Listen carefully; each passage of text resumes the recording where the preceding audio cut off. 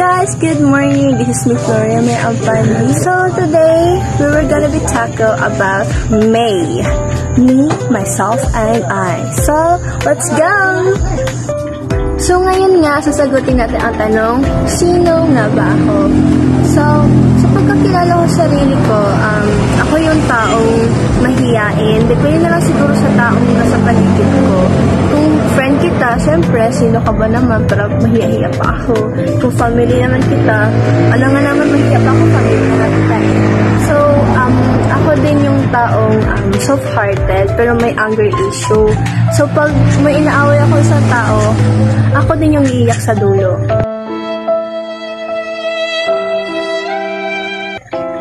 Totoo yan. So, next is,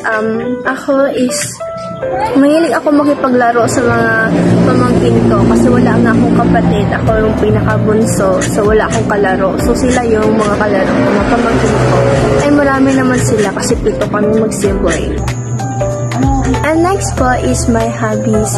Ang hobbies ko po is manood ng anime, tapos mag-drawing ng mga anime, and then mag-play ng mga online games like ML. Ako din po yung taong short temper, lalo na pag may red face, tapos dragon magalit. Kasi pag nagalit ako, wala akong control sa sarili ko. And then, doon na lumalabas yung mga magagandang words. And then, yun, tumataas na yung pride ko pag nagagalit ako.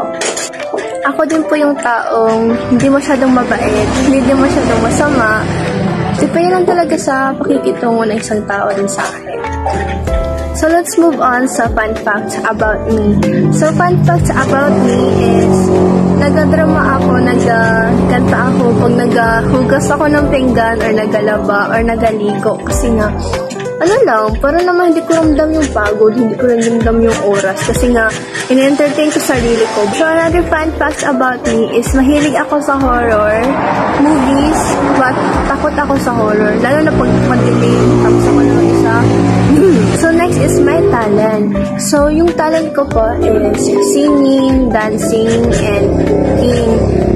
Gusto ko mag-cook, lalo na pagkasama ko si mama, kasi nga, sarap magluto si mother, and I want to be like her. Kasi gusto kong lumaki like wife material.